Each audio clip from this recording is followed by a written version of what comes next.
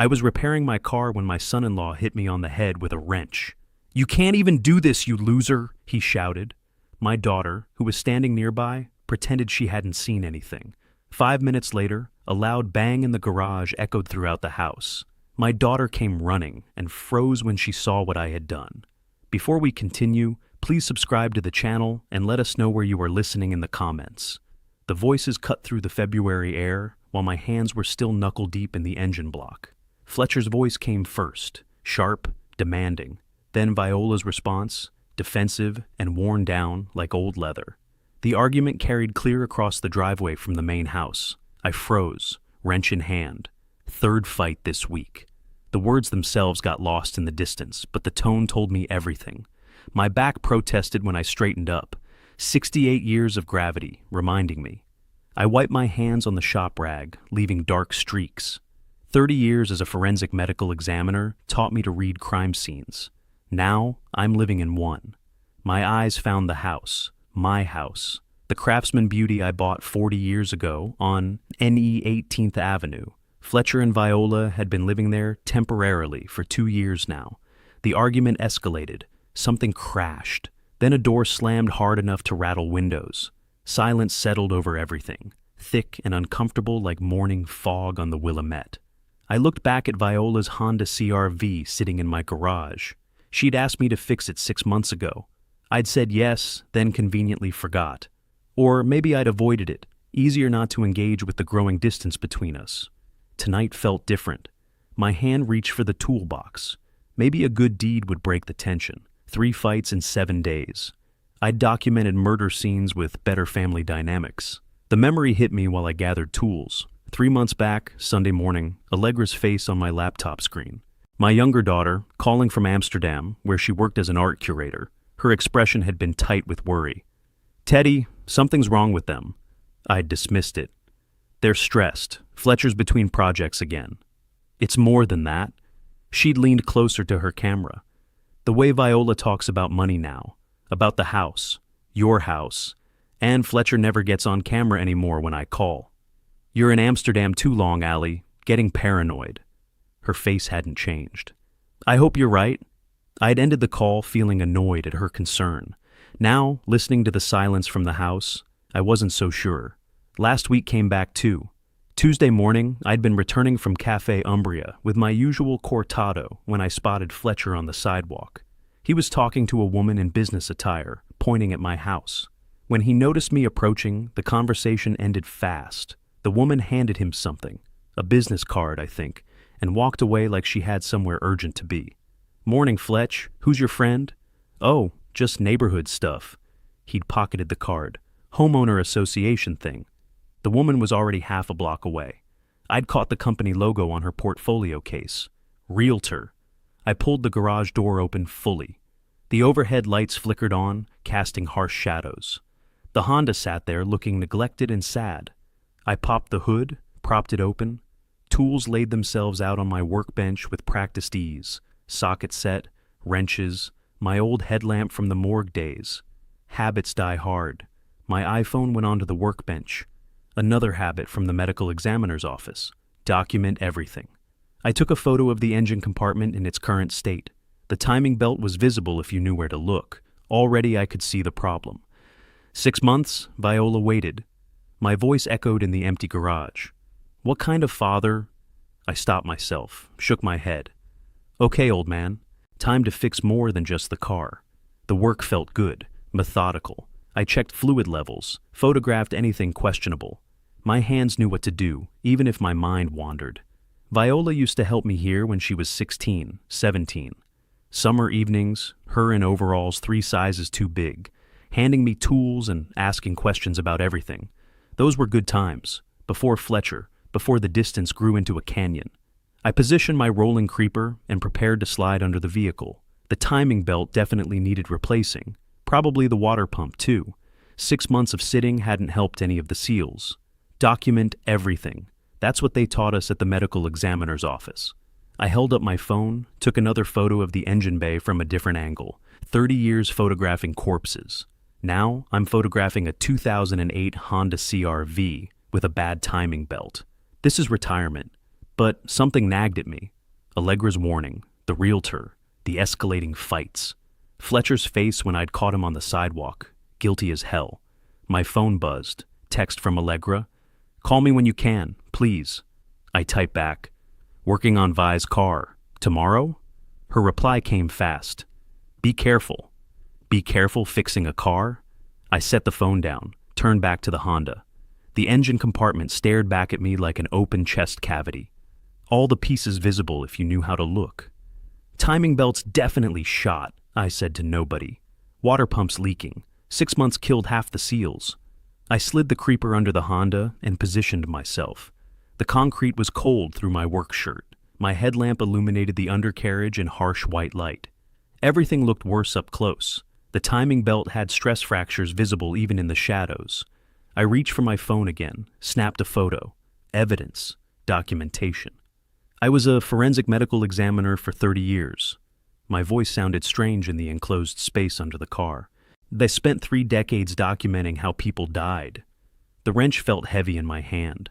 I set down the phone and stared at the failing timing belt, at the oil-stained engine block, at the careful documentation I'd been making. Should have known that good deeds in forensic work usually end up on the autopsy table. Enough philosophy, time to work. I slid the creeper under the Honda fully, my headlamp cutting through the darkness of the undercarriage. The concrete pressed cold through my shirt. Portland in February, damp and unforgiving. My phone came out again. Photo of the timing belt area from below. Another habit I can't break, even for a simple car repair. The belt was worse than I'd thought. Stress fractures ran along the entire length. One of the teeth had chipped. If this thing had let go while Viola was driving, she'd have been stranded, or worse. Water pumps leaking too, I muttered. My voice echoed strange in the enclosed space. 6 months of sitting killed everything. My mind wandered while my hands worked. Viola used to hand me tools right here. Summer evening, her maybe 17, wearing my old shop overalls rolled up at the ankles. She'd wanted to learn everything, how engines worked, how to read compression tests, where every bolt belonged. Why's this one bigger than that one, Dad? Different torque requirements. This one holds more weight. She'd absorbed it all, asked smart questions. We'd rebuilt her first car together, a '94 Civic she'd bought with money from her coffee shop job. That was before Fletcher, before she stopped looking me in the eye. The memory hurt more than my aching back. Movement caught my peripheral vision. Legs appeared in the garage doorway. I slid out from under the car, sat up. Fletcher stood there, backlit from the house lights behind him, arms crossed, the stance of someone claiming territory. Working late, Teddy? The edge in his voice was sharp enough to cut, not a friendly inquiry, challenge. I grabbed the shop rag, wiped my hands. Figured I'd finally fix your wife's car. Been putting it off. Yeah? He took a step into the garage. Think you can handle it? Handled 30 years of dead bodies. I pushed myself to standing, joints protesting. Pretty sure I can handle a Honda. Fletcher didn't smile, didn't even pretend to. Dead bodies don't need you anymore. Question is, does anyone? The silence stretched. I could hear the house settling, the hum of my shop lights. Then Viola appeared behind him, framed in the doorway. Dark circles under her eyes, shoulders slumped like she carried concrete blocks. She didn't look at me. Didn't look at anything, really. Hey, Vi. I kept my voice light.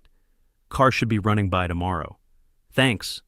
Barely above a whisper, Fletcher cut in. If he doesn't break something else first. My jaw tightened. I rebuilt engines while you were in elementary school, Fletcher. Yeah, and now you're 68.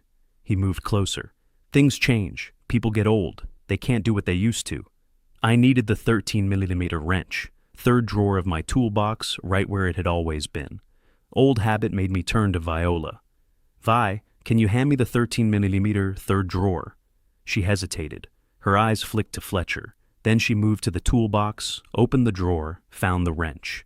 She handed it over like it might burn her, pulled her hand back fast. Just like old times, huh? I tried to smile. She said nothing. The wrench felt heavy in my palm. Fletcher's voice dripped contempt. Sure, make her wait on you. That's all she's good for, right? Taking care of the old man? I asked for a wrench, not a sermon. Yeah, well... He stepped closer. Too close. His body language had shifted, focused, deliberate. You know what your problem is, Teddy? You don't know when to step aside, when to let go. Something in his tone raised every alarm I'd learned to trust in 30 years of forensic work. This wasn't just aggression, this was purpose. I straightened fully, met his eyes. Let go of what exactly? Everything. His voice went cold. This house, this life, your daughter. My house. The words came out harder than I'd intended. My daughter. And I'm not going. The world tilted. Pain exploded across my skull. Sharp, disorienting, wrong. My hand went to my head automatically. It came away wet, red. Blood ran between my fingers. The wrench. Fletcher had grabbed another wrench from my workbench. He'd hit me with my own tool. You can't even do this right, you failure. His voice sounded distorted, like I was underwater. The garage spun, my knees buckled, the concrete rushed up to meet me. I caught myself with one hand, my palm scraping against the gritty floor. Fletcher stood over me, the wrench still in his hand. His face twisted with something beyond anger, contempt, maybe, or hatred. He was shouting something else. Words about failure and wasting time and playing mechanic like some senile old man. My head throbbed. Blood dripped from my temple onto the concrete. Each drop made a small, dark circle on the gray surface. Photo number 13, my mind thought absurdly. If I documented this like a crime scene, I'd have the most disturbing evidence archive in Portland. But then my vision cleared enough to see past Fletcher, to Viola. She stood in the doorway, fully illuminated by the garage light now. She was watching, seeing everything. Our eyes met. Her face showed nothing. No shock, no horror, no intervention. Just exhaustion. And something that looked like resignation. Fletcher kept shouting, the wrench still raised. But I couldn't stop looking at my daughter, at the girl who used to hand me tools in this same garage, who'd ask questions about torque requirements and compression ratios, who'd trusted me to teach her how things worked. She turned around. My daughter saw her husband hit me with a wrench, saw the blood running down my face, saw me on my knees on the garage floor, and she turned around and walked back into the house. She didn't look back, not once. I stayed on my knees, concrete gritty and cold beneath me. Blood dripped between my fingers, pattering onto the garage floor. Dark spots on gray concrete. Fletcher was still talking, shouting, really, but the words came filtered through the ringing in my ears. You can't even do this right, you failure. My hand pressed harder against the laceration. The professional part of my brain switched on. Scalp wound, right parietal region. Approximately 2 centimeters. Significant bleeding, but superficial. Scalp wounds always bleed heavily, more alarming than dangerous. No signs of skull fracture. No loss of consciousness. Pupils equal and reactive. Time, approximately 7:30 p.m. Attacker position, 4 feet away, right-handed. Weapon still visible on workbench. 30 years of documenting crime scenes. The habit doesn't die just because you're the victim this time. We're wasting time while you play mechanic. Fletcher paced like a caged animal. His shadow stretched long across the garage floor. 30 years in a morgue, and you think you can fix cars? I didn't respond, just watched him. Documented every movement, every word. Evidence collection had become instinct. You made your money off dead people. He stopped directly in front of me, arms crossed, looking down. Now you're just as useless as they were. Still nothing from me. Silence unnerves people more than arguments. I learned that in 30 years of interrogation rooms, watching detectives work. The guilty ones always fill the silence. They can't help themselves. Fletcher threw the wrench onto my workbench with a clatter. The sound echoed through the garage, sharp and metallic.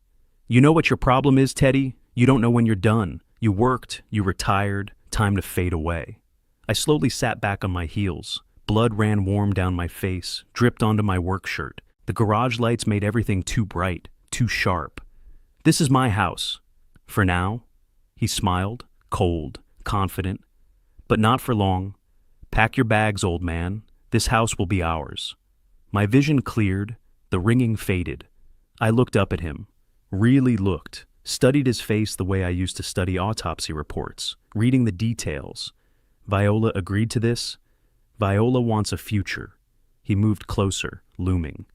Not a past that smells like formaldehyde and regret. Not a father who spends his retirement playing mechanic in a garage. She saw what you did. Yeah, she saw. His smile widened, triumphant. And she walked away? That tell you anything about whose side she's on? It told me everything. The daughter who used to hand me tools in this garage had chosen. She'd made her choice when she turned her back. Fletcher headed toward the door, paused with his hand on the frame. Maybe you should sell. Take the money, get a nice little apartment somewhere. Senior living maybe, activities, friends your own age. I said nothing. Let him talk. Let him reveal himself. Or we can make this harder. He looked back over his shoulder. His expression said he hoped I'd make it harder. Your choice, Teddy. There's always a choice. Fletcher laughed. Actually laughed. Not anymore, old man. Not anymore. He left. The door to the house slammed hard enough to rattle the windows. Then silence. Complete silence except for my own breathing. I was alone in my garage, my sanctuary, my refuge for 40 years. Now it was a crime scene. My hands were steadier than they should be. 30 years of working with corpses teaches you calm. The dead don't care if your hands shake, but evidence does. Documentation requires precision. I reached for my iPhone on the workbench. The screen was smudged with oil from earlier, but it worked fine. Opened the camera app, held it up at arm's length, took a selfie showing the injury, blood streaking down my face, the timestamp visible in the corner. The image was stark, brutal, perfect. Took a second photo of the blood pooled on the concrete. The pattern told a story. Impact spatter, drip pattern, volume. Any forensic tech would recognize assault immediately. A third photo of the wrench Fletcher had dropped on the workbench, the one that hit me. His fingerprints would be all over it. Maybe blood trace too, if I was lucky.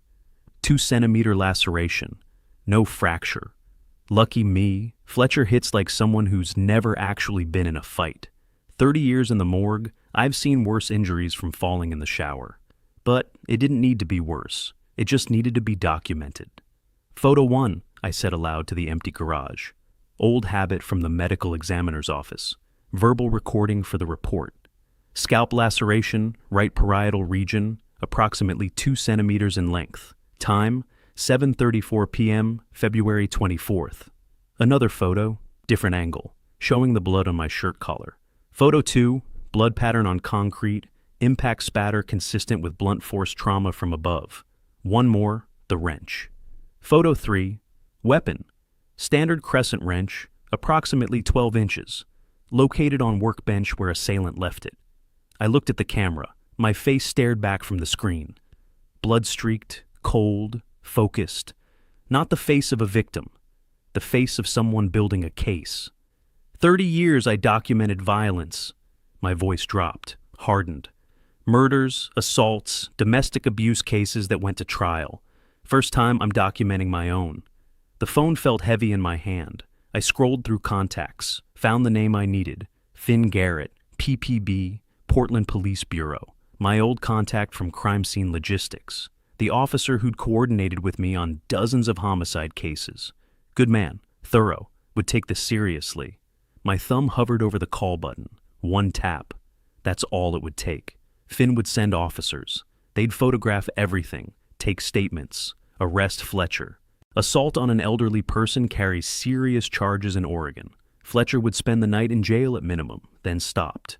Calling the police is easy. It's also obvious. And I didn't spend 30 years watching criminals get caught to make their mistakes. The smart ones never act impulsively. They plan, they prepare, they document everything first. Build an airtight case before making a move. The stupid ones call 911 while they're still bleeding. They get emotional. They make threats. They tip their hand before they're ready. I wasn't going to be stupid. I closed the phone, looked around my garage, my sanctuary. Now, a crime scene. But crime scenes tell stories, and I knew how to read them better than almost anyone in Portland. First, I document everything. I set the phone down carefully on the workbench, next to my father's old toolbox. Then I make them document their own destruction. 10 minutes to stop the bleeding. Butterfly bandages across the laceration. Pressure bandage over that. Antiseptic stings less than the betrayal. I sat on the workshop stool, hand against the dressing, breathing steady. The garage was quiet except for sounds from the main house. The kitchen light was on. I could see movement through the window. Then I heard voices. The window above the kitchen sink was open. Portland in late February, unusually warm tonight. Their voices carried clearly across the 40 feet of yard between house and garage. Fletcher's voice cut through. Already set up the meeting, Thursday with the realtor. I sat very still. Viola, crying. Fletch, I don't know. Know what? Fletcher's tone sharpened. Your dad's place is worth $850K, maybe more if we stage it right. It's his home. He's 68 and alone. How much longer can he manage this place? Silence. Just Viola's quiet crying. Fletcher again, softer now. Nursing home would be better for him anyway. Care, community, activities. He won't want that. He doesn't know what he wants. That's the point. Pause. Vi, we're drowning. This is our way out. More crying. Then Fletcher's voice, colder. If he won't sell willingly, there are other options. What options? Lawyers, competency evaluations. He's not getting younger. We can make the case that he needs help managing his affairs. You mean? I mean we do what we need to do. For us. For our future. The conversation faded. A door closed somewhere in the house.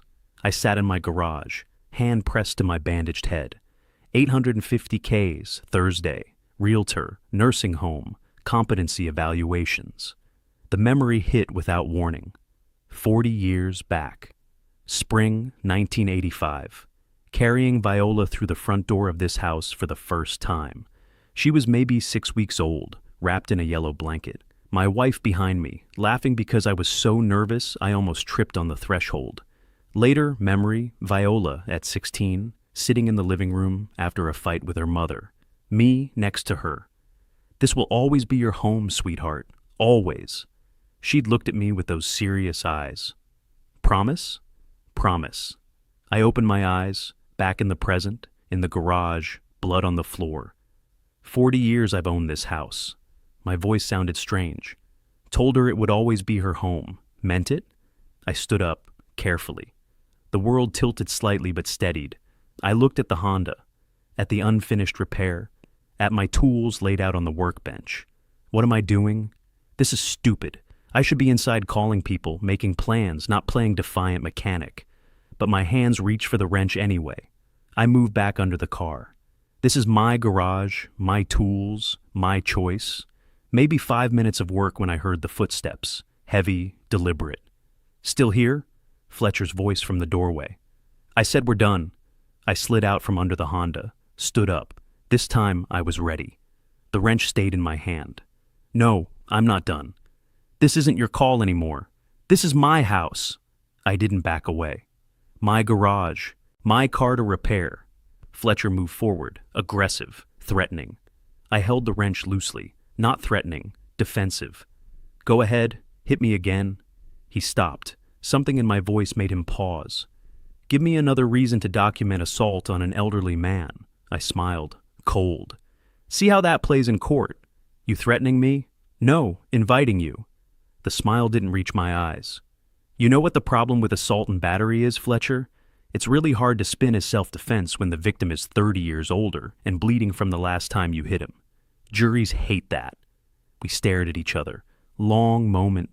Something shifted in his expression. Not fear exactly, but calculation. He was reassessing who he was dealing with. Without another word, Fletcher turned, walked back to the house. The door slammed. I stood there, wrench in hand, until I heard the lock click. Only then did I lower the wrench. My hand was shaking now, adrenaline wearing off. I sat back down on the stool. Looked at the blood stain on the concrete floor. Mine. Evidence I'd collected. What if I'm making this worse? What if I should just let them have it? Take the $850K, find an apartment, fade away. The thought lasted maybe 5 seconds. No. I looked at the blood again. I documented that blood. Mine. I'm not walking away from evidence I collected. I reached for my phone. This time I didn't hesitate. Found a different contact. Allegra, Amsterdam. Check the time. 8:20 p.m. here, 9 hours ahead there, 4:20 a.m. She'd be asleep. I called anyway. The phone rang, once, twice, 3 times, then, "Teddy?" Allegra's voice alarmed, instantly awake. "What happened?" I looked at the blood on the garage floor, at the bandage on my head, at the house where my daughter lived with a man who'd assaulted me 30 minutes ago. "Allie, I need you to listen very carefully. Don't interrupt. Just listen." My voice was steady, cold. "Your sister and her husband are trying to take my house. Tonight Fletcher hit me with a wrench. Viola watched and walked away, and I need you to help me destroy them." Silence on the line. 3 seconds. 4. Then Allegra's voice, sharp and immediate. "Tell me everything." I did, concisely, clinically, like giving testimony, the attack, the overhead conversation, the $850K, the nursing home plans, Fletcher's exact words about other options. 15 minutes later, she made me promise. "Don't do anything else tonight. Rest. We plan tomorrow." "Agreed. I mean it, Teddy. No confrontations." "I understand." We hung up. It was approaching 8:30 p.m. I sat in my garage, hand pressed to my bandaged head. The promise felt easy to keep. I was exhausted, done. Then I heard footsteps, heavy, deliberate, coming from the house. I'd promised Allegra no more confrontations tonight. Fletcher had different plans. I stood, faced the doorway. Phone in hand already, camera app open, recording video. Habit now, document everything. Fletcher appeared in the doorway, backlit from the house lights, but his body language was different this time, looser, more aggressive, less controlled. The smell hit me before he spoke. Beer, Miller Lite and bad decisions.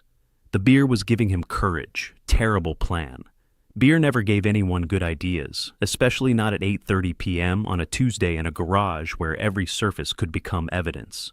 "Who are you talking to?" His words had edges, slightly slurred. "My daughter." "Which one?" "Allegra, in Amsterdam." He stepped into the garage. "What did you tell her?" "That I'm fine." "Liar." He moved closer.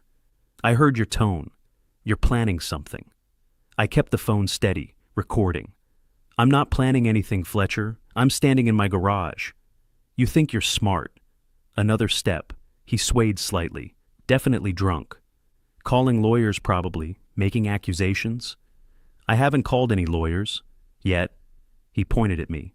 "But you will, I can see it. That look. Like you think you can fight back." "Fight back against what?" "Don't play stupid." His voice rose. "You know what we want, what Vi and I need. This house is wasted on you." I said nothing, let him talk, let him reveal himself, all on video. "You can't even—" He moved forward, hands outstretched like he was going to grab my shirt.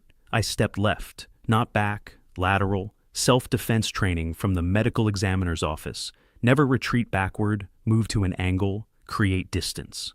Fletcher's momentum carried him forward into empty space. His hands grasped at nothing. He reached for the workbench to catch himself. Missed. Grabbed the edge of the tool shelf instead. The shelf I'd been meaning to fix for 3 years. It tipped. Everything on it, wrenches, hammers, containers of screws, spray cans, clamps, avalanched forward in a magnificent crash of metal on concrete. Fletcher tried to jump back, but his feet tangled. He went down hard, shoulder first into the garage floor. The scream was immediate, not just pain, dislocation.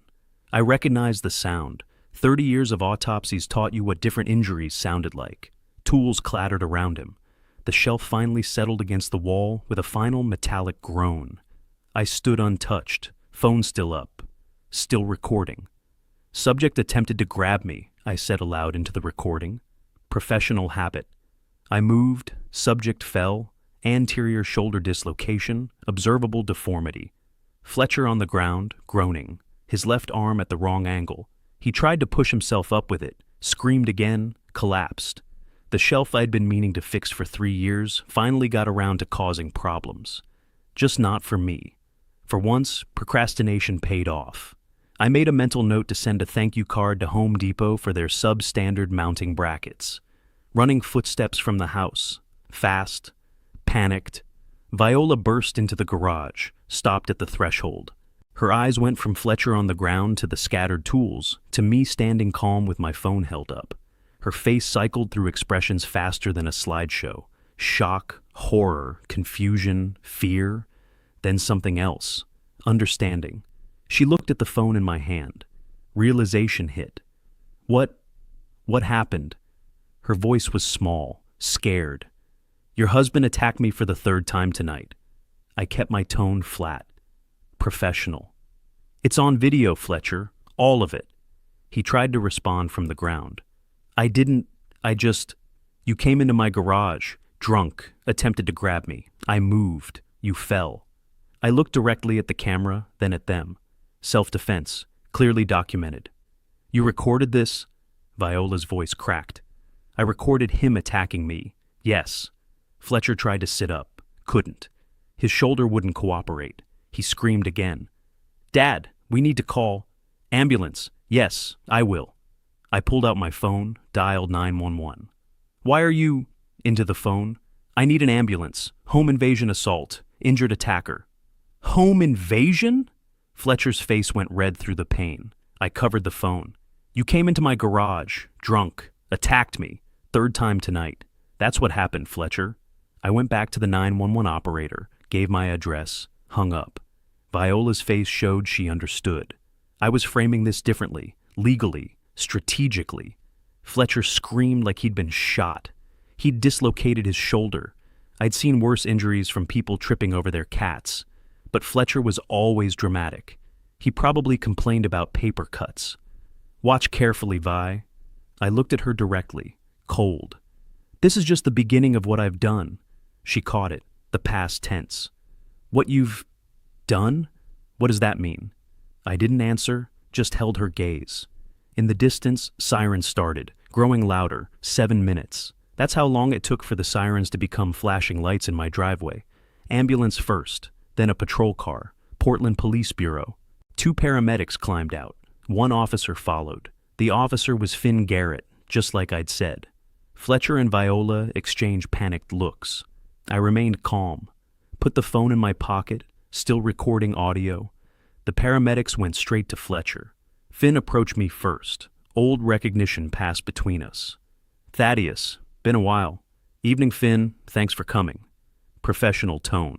This was official business between professionals, not personal. He assessed the scene. Dispatch said assault. You hurt? I gestured to my bandaged head. Earlier. This is from the first attack. First? His eyebrows went up. How many times?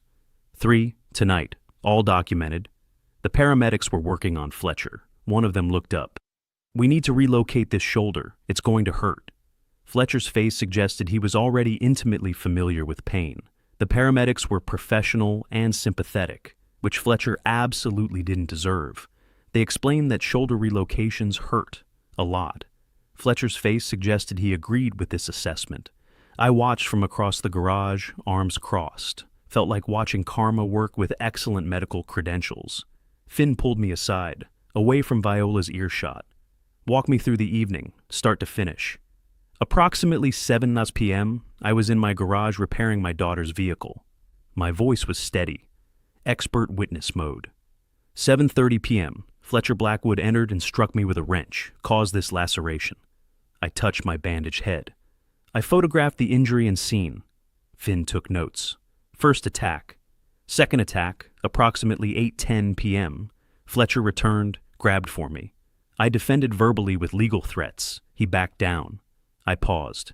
Third attack, 8:35 p.m. He entered intoxicated, attempted to grab me physically. I moved laterally. He fell into the tool shelf. You have this on video?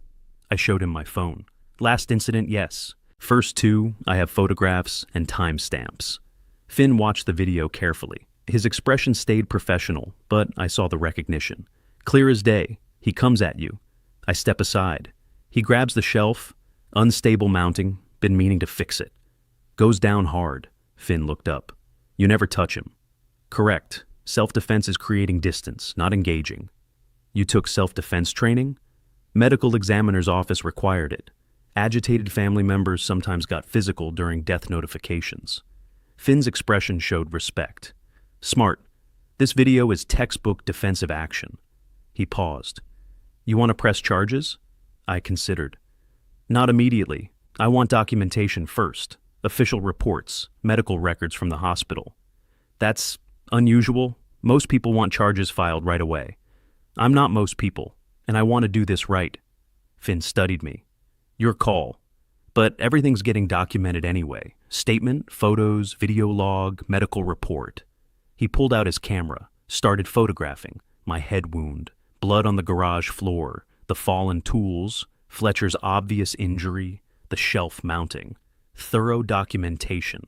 Finn took pictures like he was documenting a crime scene, which, technically, he was. Except, usually in crime scenes I consulted on, the perpetrator didn't injure himself while attacking someone. Fletcher had managed to be both the aggressor and the victim of his own aggression. That took talent. Stupid criminal talent. You planning something? Finn asked quietly. Planning to protect myself. Legally. He nodded. Understood. Finn walked to Viola by the ambulance. Ms. Blackwood, your father mentioned a first attack around 7:30. Were you present? She looked trapped. I was in the house. Did you see or hear anything? Things happened fast. That's not an answer. Did you witness your husband strike your father? Long pause. Her face went pale. If she lied, that was a crime. If she told the truth, she confirmed Fletcher's violence. I don't want to... It's complicated, Finn wrote in his pad. I'll put down decline to answer. That okay? She realized she'd trapped herself. Yes, that's fine. Fletcher, from the stretcher where paramedics were working, heard everything. His face showed betrayal. She wasn't backing his story. You didn't tell him it was an accident? Fletcher's voice was strained with pain. Viola turned to him. I didn't tell him anything. Why not? You were there. Because I don't know what to say, Fletch. Tell them the truth. He provoked me. He was fixing my car. Her voice rose. You went after him 3 times. Whose side are you on? Silence, first visible crack between them. The paramedic interrupted. Ma'am, we're transporting to Providence, Portland. You riding with or following? Following. She didn't look at Fletcher. They were wheeling him toward the ambulance. Fletcher initially refused hospital transport. Tough guy act. Then the paramedic mentioned permanent nerve damage and loss of arm function. Suddenly, Fletcher discovered enthusiasm for medical care. Fear is an excellent motivator. I'd learned that in 30 years of autopsy. Dead people never feared anything again. Live people with injuries? Very motivated. After they loaded Fletcher, Finn pulled me aside again. Lower voice. Off the record, Thaddeus. 15 years I've known you. Never pegged you as someone who'd be in this situation. Neither did I. Why are they living here? They needed help. 2 years ago. Family. I said yes. Sad recognition crossed his face. No good deed, huh? Apparently not. He handed me his card. My direct number. Anything else happens, call me first. Don't wait. Thank you, Finn. The ambulance pulled away, lights flashing. Viola got in her car to follow. Before leaving, she approached me. Dad, I don't know what to... Don't. I just want to explain. There's nothing to explain. I heard your conversation, the $850K, the nursing home, the realtor on Thursday. Her face went white. You heard? Go to the hospital. Make sure Fletcher's shoulder gets treated. I turned away. Then you both need to find somewhere else to stay. This is our home. No. I looked back. It's my home, your guests, and your invitation just expired. She left without another word. Finn finished his report and drove away around 9:30. I was alone in my garage, blood stain on the floor, tools scattered, crime scene without the tape. My phone rang. Allegra, she couldn't wait. Tell me they arrested him. No, I didn't press charges. What? Why not? Because I'm building a case. One police report isn't enough for what I'm planning. For what? For making sure they never touch this house. Or me. Ever again. Pause, then. You're thinking bigger. Much bigger. I need you to look into something. Elder law, conservatorship attempts, and find out what debt Fletcher has. I'm calling my company's lawyer today. It's 6 a.m. here. You should sleep. Sleep? Her voice was fierce. My sister tried to steal your house, and her husband assaulted you 3 times. I'll sleep when they're destroyed. We talked for 30 minutes, strategic questions. At the end, I said, Allie, I studied how people kill each other for 30 years. Let's see if I can kill someone's plans without breaking any laws. After we hung up, I sat in silence. Around 10:30, my phone buzzed. Text from unknown number. Mr. Garrison, this is Valerie Crane. Allegra reached out to me regarding your situation. I'm an attorney specializing in elder law and estate protection. I have openings tomorrow at 2 p.m. or Thursday at 10 a.m. Based on what Allegra told me, we need to talk urgently. Please confirm a time. I type back, Thursday 10th a.m. Thank you. Thursday. The same day Fletcher mentioned the realtor appointment. They were planning to value my house. I was planning to protect it legally. I stood, walked to the workbench, picked up the wrench that started everything, the one Fletcher hit me with in the first attack, set it carefully in a plastic bag, labeled it with a marker, Exhibit A. Fletcher and Viola had a plan, meet with their realtor Thursday, value the house, start proceedings to take it. I had a different plan for Thursday. They'd meet with their realtor. I'd meet with my lawyer. I turned off the garage light. Let the best documentation win. Valerie studied me for a long moment. I can help you destroy them, but it won't be quick and it won't be cheap, and there's no going back from this. I didn't hesitate. I'm already all in. 7 days. That's how long it took for the restraining order paperwork to be filed, for Valerie to review my evidence, for me to realize Fletcher and Viola's silence wasn't surrender. It was planning. Thursday, 10 a.m. Valerie's office downtown. Conference table covered with my documentation, photos, video files on her laptop, police report, medical records, the timeline I'd typed up. She reviewed everything methodically. 3 documented assaults, video evidence. Officer Garrett's report notes Fletcher's aggression clearly. She looked up. Medical records showing dislocated shoulder from his own attack. Thaddeus, this is textbook domestic violence. I want them out of my house, permanently. She explained the eviction process. 90 days for family members in Oregon. Could be contested, but with violence documented, likely to succeed. Restraining order would prohibit Fletcher from coming within 100 yards. What about costs? I asked. To fight this properly, they'd need minimum $15,000 in legal fees, more if it drags out. She paused. Can they afford that? Through old contacts, I learned Fletcher has $85,000 in debt. Failed startup, credit cards. Viola has $12,000 in medical bills. I slid the documentation across. They're drowning. Valerie's expression shifted. Understanding. They're vulnerable. Extremely. Wednesday, I'd been tending my beehives, full suit, veil, checking frames. The bees were more honest than my daughter. At least they told you before they stung you. Voices from the front of the house reached me. I peered around the corner. Fletcher and Viola talking with that same realtor on the sidewalk, discussing my property in public, where neighbors could see. I pulled out my phone, zoomed the camera, took photos. Evidence. Tuesday, Amos had called. Neighbor, retired real estate attorney, 72, and sharp as ever. Teddy, saw something odd. Your son-in-law was at the county recorder's office, asking about title registration for your address. My stomach dropped. You're sure? I was there filing documents, recognized him. The clerk looked uncomfortable. They don't usually give that information to non-owners. I thanked him, mind racing. Thursday morning, before the lawyer meeting, taking trash bins to curb. Fletcher and Viola used a separate bag now, maintaining distance.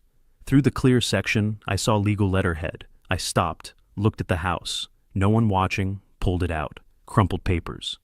Initial consultation, conservatorship options at the top. I skimmed. Client wishes to explore conservatorship for elderly father, concerns about competency, recent violent outbursts, may require professional evaluation.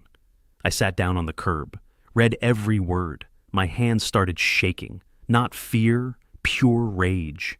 They were going to declare me incompetent, have me evaluated like I couldn't manage my own life, take everything for my protection. Most people's garbage contains pizza boxes and Amazon packaging. Mine contained evidence of conspiracy to commit elder abuse. Fletcher should have invested in a shredder. Then again, Fletcher should have invested in a lot of things, like therapy and better decision-making skills. And maybe a basic understanding that throwing away legal documents about fraud is what prosecutors call poor operational security. I photographed every page, Put the papers back in the trash. Leave no evidence I'd found them. Called Valerie. We need to talk. Before our meeting, I found something. Now in her office, she studied the photos. Her expression darkened. This is aggressive, and honestly, pretty difficult to prove. You're clearly competent. She studied the papers. But the attempt itself shows intent, shows motive, shows they're not just violent, they're calculating. Can we use this? Absolutely. Shows everything. The violence wasn't random, it was strategic. Make you seem unstable, so conservatorship looks reasonable. Was I making this worse? They were desperate, drowning in debt. Maybe if I'd just talked to them, offered help. Viola was my daughter. I raised her. I looked at the papers again. Read incompetent elderly father one more time. No, they chose this. Planned to take my mind, my house, my dignity. Not because I needed help, because they wanted money. Family doesn't do that. Predators do. Valerie. My voice came out harder than I'd intended. Change of plans. Change how? I don't want to just evict them. I don't want to just get a restraining order. I looked at her directly. I want to destroy them. Legally. Completely. I want their credit ruined. Their reputation shattered. I want them to regret ever walking into my house. Pause. Can you do that? She set down her pen. Yes, but are you sure? They were going to call me incompetent. My hands, steady all meeting, now shook slightly. After 30 years as a forensic medical examiner, after a career where my testimony sent people to prison, they were going to take that away. Valerie nodded slowly. Then we file everything. Restraining order, eviction. I report the conservatorship attempt to Adult Protective Services ourselves. Establishes you as competent victim, not them. We get ahead of any story they try to spin. When do we start? Paperwork this afternoon. Restraining order hearing next week. Eviction notice served within 48 hours. I stood, gathered my documents. At the door, I turned back. One question. The conservatorship they were planning, if they'd filed before I found out, would it have worked? Valerie was quiet.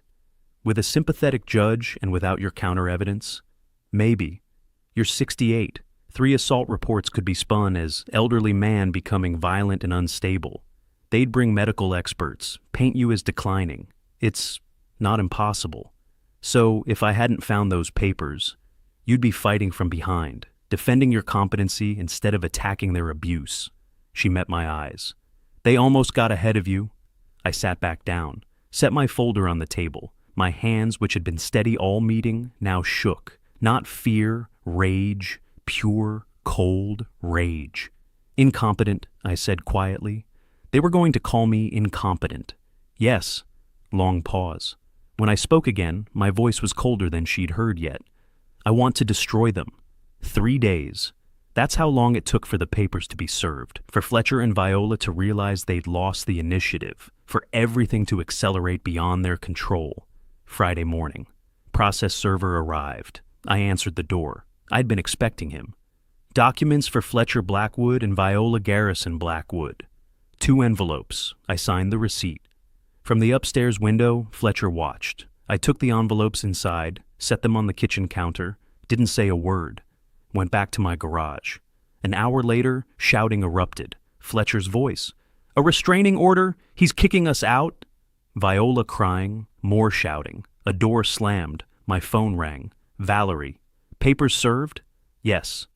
Restraining order hearing is Wednesday. Eviction clock starts today. 90 days. They'll fight. Let them. We have evidence. Sunday afternoon. Soft knock on the garage door. Viola's voice. Dad, can we talk? First time she'd approached me in 2 weeks. Against my instincts, I opened the door. She stood there, disheveled, red eyes, genuinely broken. Please, can I come in? I let her in. Dad, I'm so sorry, for all of it.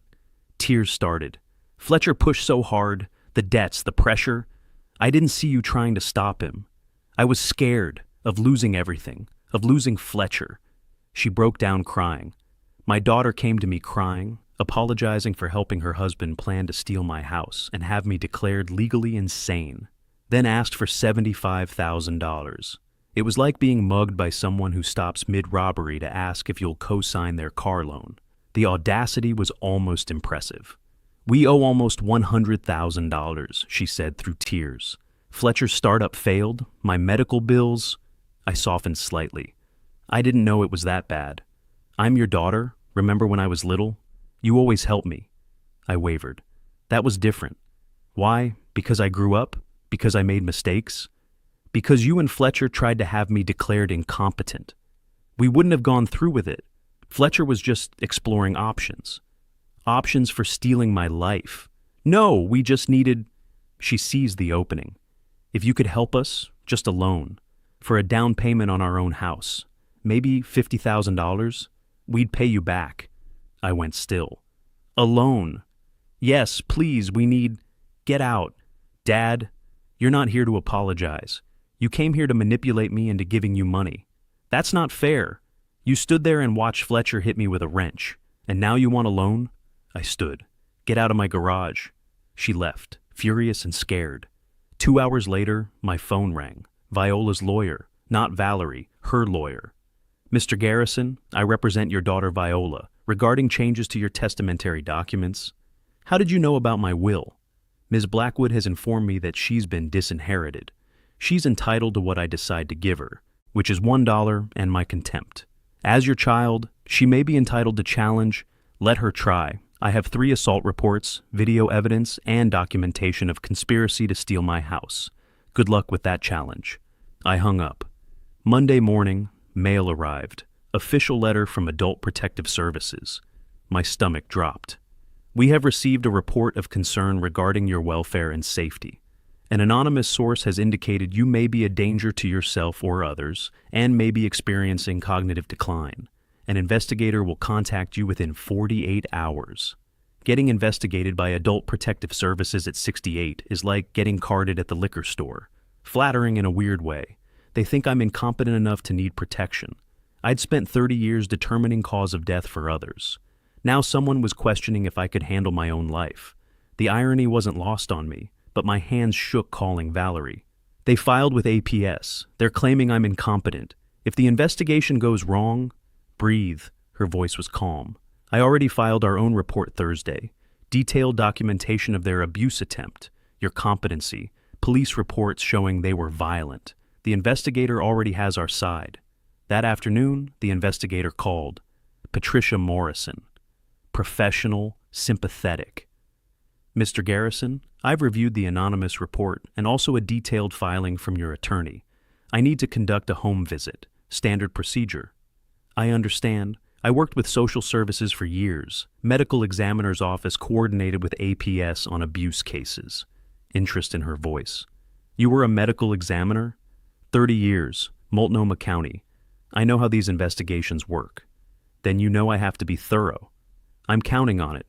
Tomorrow, 10 a.m., I'll have documentation ready. Police reports, medical records, video evidence. That would be very helpful. Most people don't understand the process. I'm not most people." Through the walls that night, I heard them. 2 a.m., Viola sobbing. Fletcher's voice harsh. "Stop crying and think." More sobbing. Something hit a wall, then silence. They were destroying themselves better than I ever could. Tuesday afternoon. Amos knocked. We sat on the front porch. "Something you should know. Betty across the street asked me what's going on. She saw the process server Friday, then saw Fletcher and Viola loading stuff into their car Sunday night." He paused. "She's not the only one asking. People noticed the police cars 2 weeks ago. They noticed the tension." "What are people saying?" "That something's wrong between you and your daughter's family. Some think Fletcher's not treating you right." "Amos, people are going to hear things. Legal proceedings are public record." I looked at him. "I want you to know, I'm not the problem. They tried to take my house. Fletcher assaulted me. I have evidence." He nodded slowly. "Figured it was something like that. You need anything, call me, day or night." Wednesday morning, restraining order, hearing day. I dressed carefully, suit, tie, professional appearance. Patricia Morrison had come, Tuesday, conducted her interview, seemed satisfied with my competency and documentation. The doorbell rang. Allegra stood there. "Surprise, I took emergency leave. Flew in last night. You think I'd miss this?" She hugged me. First real hug in weeks. Let's go destroy them, Teddy. In the car, she handed me a folder. Fletcher's debt breakdown, Viola's spending, court loves financial documentation. How did you? I'm good at my job, and I'm very motivated. We parked outside the courthouse, saw Fletcher and Viola arrive separately, different cars. They weren't even pretending to be united anymore. Fletcher looked terrible. Viola looked terrified. They saw us, Thaddeus and Allegra together. Fletcher said something to Viola. She shook her head. We walked toward the entrance. Valerie met us there. On one side, Thaddeus, Allegra, Valerie, professional, prepared, united. On the other, Fletcher and Viola, disheveled, desperate, fracturing. As we approached, Fletcher made eye contact with me. For a moment, looked like he might say something. Viola grabbed his arm, pulled him away. They went through a different door. Allegra said quietly, "They look defeated already." Valerie, "They should, but don't underestimate desperation." I watched them disappear inside. I don't underestimate anything anymore. We entered the courthouse. The hearing was in courtroom 4. I'd testified there before, 20 years ago. Medical examiner expert witness in a murder trial. Back then I was explaining how someone died. Today I'd be explaining how someone tried to kill my dignity, my autonomy, my life. The difference? Back then I was just a witness. Today I was the victim, and the prosecutor, and the executioner. The restraining order hearing lasted 40 minutes. Fletcher's public defender tried to argue self-defense. The judge reviewed the video evidence. Took her 3 minutes to grant my motion. Restraining order approved. 100 yards minimum distance. Fletcher's objections overruled, but the hearing was just the opening move. Over the next 2 weeks, I played every card I had. Carefully, legally, systematically. Mid-March, 2 weeks later. I sat in my kitchen, documents spread across the table. My phone rang. Valerie. "Everything's in motion," she said. "APS closed their investigation. You're officially declared fully competent.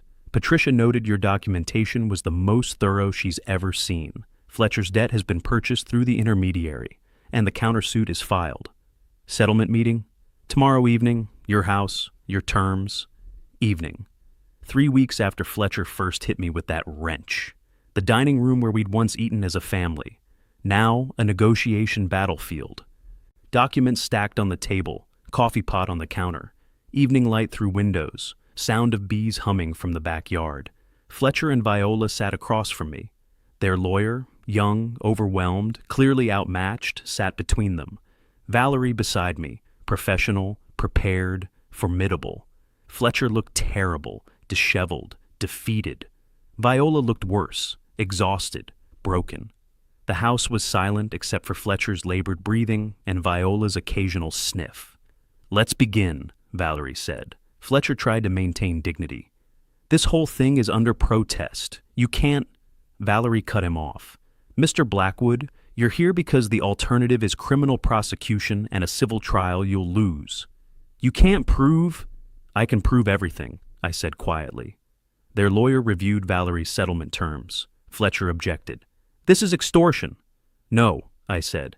"This is consequences." Fletcher's hands shook. "We'll fight this. We'll go to court and prove you provoked everything." I pulled out a thick folder, opened it. Inside, printed emails between Fletcher and the realtor. February 14th, you wrote, "Once we get conservatorship, selling the house will be simple." Fletcher went pale. "Here's your consultation notes about having me evaluated. January 28th, before any violence." I spread more papers. "And here," I tapped my phone. "Recordings, our conversations. Oregon is one-party consent state." I played 30 seconds. Fletcher's voice clear. "Your father won't know what hit him. By the time he realizes, we'll have legal control." Viola covered her face. Fletcher's lawyer stared at his clients. "Why didn't you tell me about any of this?" Silence. Valerie spoke. "There's one more thing. Your debt, Mr. Blackwood. The $85,000 with Cascade Collections. What about it?" "That debt was purchased 2 weeks ago." She paused. "By my client." Fletcher's face went blank. "What?" "I own your debt now, Fletcher," I said. "All $85,000. Bought it for $40,000. I'm your creditor." Their lawyer looked sick. "That's legal?" "Completely legal," Valerie confirmed. Fletcher slumped, fight drained from his body. Viola cried silently. Their lawyer asked for private consultation. 5 minutes later, they returned. We'll sign, the lawyer said. Fletcher wouldn't look at me. Viola's tears fell on the settlement papers. Complete defeat. Before they signed, I spoke. Viola, Fletcher, look at me. They looked up reluctantly. I documented crimes. I defended myself. I used the law. You tried to steal the life of someone who trusted you, sheltered you, helped you. Pause. I'm not sorry for protecting myself. I'm not sorry for having evidence. I'm not sorry for using every legal tool I had. Pause. My voice dropped. But I am sorry that you made this necessary. I'm sorry you chose money over family. I'm sorry my daughter learned to lie to her father. Final line. Sign the papers, leave my house, and understand you didn't lose because I'm cruel. You lost because I'm thorough. Fletcher signed first, quickly, defeated. Viola signed slowly, hand shaking. I signed last. Done. Their lawyer left fast. Fletcher and Viola stood, didn't speak, headed for the door. Viola stopped, turned. Dad? No, not now. Maybe never. Leave. She went. 1 week later. Moving day. I watched from the living room window as they loaded boxes into a rented truck. Didn't help. Didn't speak. Just observed. They finished loading. Fletcher climbed into the driver's seat. Viola walked toward the house, coming to say something. I tensed. She stopped at the bottom of the porch steps, looked up at the window where I stood visible, opened her mouth, closed it, turned away, got in the truck. The truck pulled away. I watched until it turned the corner. Gone, house silent, empty, mine again. Completely mine. I walked through the house, upstairs to their old room, empty now, window open, sound of bees drifting in from the backyard. I closed the window, locked it. The house was mine again, truly mine. No one to fear, no one to fight, no one to document. I'd won. I stood in the empty bedroom and listened to the silence.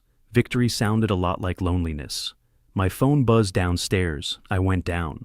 Text from unknown number. I almost deleted it, then saw the first words. Dad, it's Viola.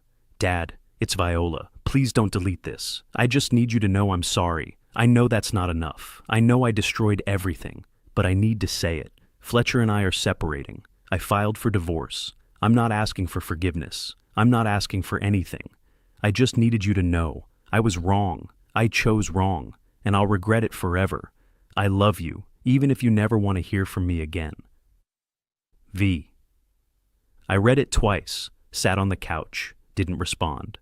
Put the phone face down. A week? They'd been gone a week, and now this. 1 month passed. Spring arrived in Portland. The house was quiet, empty, mine. I established routines, morning coffee on the porch, garage projects, beehive maintenance, weekly dinners with Amos, video calls with Allegra twice a week. The house felt different, quieter, emptier, but also freer. No tension, no fear, my space. 5 weeks after they moved out, mid-April, afternoon. I was working with the beehives, full suit and veil. Heard a car door, turned. Viola's car, no Fletcher. She walked toward the backyard, stopped at the gate, hesitant. Dad, can I talk to you? I didn't remove the veil. Fletcher? Not with me. I filed for divorce. Papers went through last week. What do you want? Just to talk. 5 minutes. Please. I considered. Could say no. Send her away. But curiosity won. Or maybe old parental instinct. I gestured to the porch chairs. We sat. I kept the beekeeping suit on, barrier between us. I don't know where to start, she said. Her hands shook. The beginning usually works. I was scared. We had so much debt. Fletcher was desperate. And I let that fear make me into someone I don't recognize. You let him hit me. I know. You planned to take my house, have me declared incompetent. I know. You stood there while he attacked me 3 times, and you did nothing. She started crying. I know what I did. I know I can't fix it. Pause. She composed herself. I'm not here to make excuses. I'm here to say I'm sorry. I betrayed you. I betrayed everything you taught me, and I'll carry that forever. Silence, long silence. Why now? Why come here? Because Fletcher's gone, the pressure's gone, and I can finally see clearly how far I fell. I needed you to hear it from me, not a text, not a letter, me, looking at you, saying I'm sorry. Are you asking for forgiveness? No, I don't deserve it. I'm just offering an apology. What you do with it is up to you. I was quiet for a long time. I hear you. I believe you're sorry, but I can't forget, and I can't trust you. Not now, maybe not ever. She nodded, accepting. You can call me, on holidays, birthdays. If there's an emergency, I'll answer. Maybe. Pause. You can't come here, not for a while. This house is mine, my space. I need it to stay mine. Pause. If you rebuild your life, actually rebuild it, not just survive, we can talk. In a year, maybe 2, but there are no promises. That's more than I deserve, thank you. She stood, paused. Dad, I know this doesn't fix anything, but I'm proud of you. For standing up, for protecting yourself. I wish I'd been that strong. She walked to her car, drove away. I sat on the porch in my beekeeping suit, watching her go. Didn't cry, didn't feel relief, just tired. 2 days later, Allegra arrived from Amsterdam. 10-day visit. We sat on the porch that evening. I told her about Viola's visit. Do you believe her? Allegra asked. Yes, but belief and trust are different things. We sat in comfortable silence, bees humming from the backyard. Do you regret how you handled it? She asked. I considered. No, I protected myself, used the law, did what I had to do, but I paused. I regret that I had to. I regret that my daughter became someone I couldn't trust. That's on her, not you. I know, doesn't make it hurt less. Will you talk to her, eventually? Maybe, if she proves she's changed, not just sorry, but different. That takes time. How much time? I'll know when I know. Could be a year, could be 10, could be never. 1 week after Allegra left, early May, I was harvesting honey from the hives, physical satisfying work, filled jars, labeled them. Surplus went to neighbors. Amos accepted a jar. This is good honey, Teddy. Been a good spring for it. Bees don't care about human drama. They just work. I like that. 2 months after they moved out, late April, another voicemail from Viola. I saw her name. Didn't answer. Listen later. Dad, it's me. I'm not calling to bother you. Just wanted you to know I got a new job. Small apartment. Fletcher moved to Seattle. I'm okay, or I will be. I hope you're well. I love you. I listened twice. Didn't call back. Not yet. Final evening before Allegra flew back to Amsterdam. We sat on the porch, drinking coffee, watching sunrise. You did the right thing, Teddy. You know that, right? I did the necessary thing. Doesn't always feel right. That's because you're human. Monsters don't question themselves. Silence. Comfortable. The kind you only have with people who really know you. You gonna be okay? Alone here? I've been alone before. I'll be alone again. It's not the worst thing. What is the worst thing? Being surrounded by people you can't trust. That's worse than solitude. She left that afternoon. The house was quiet again. I returned to my routines. Coffee on the porch, work in the garage, bees in the afternoon, reading in the evening, early sleep, peaceful but tinged with sadness, proud but aware of cost, not bitter, not angry anymore, just accepting. I missed Viola, the old Viola, not the person she'd become, but I was comfortable in my solitude, my space, my rules, my terms. That evening, I sat on the porch with a jar of fresh honey, golden, sweet, the work of months, patient work, careful work. The bees hummed in their hives, 20 hives producing well, defending when threatened, gentle otherwise, like me now.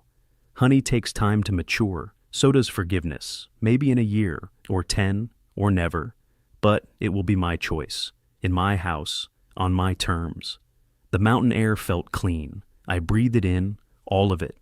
If you like this story, please like this video, subscribe to the channel, and share your impressions of this story in the comments. To listen to the next story, click on the box on the left. Thank you for watching.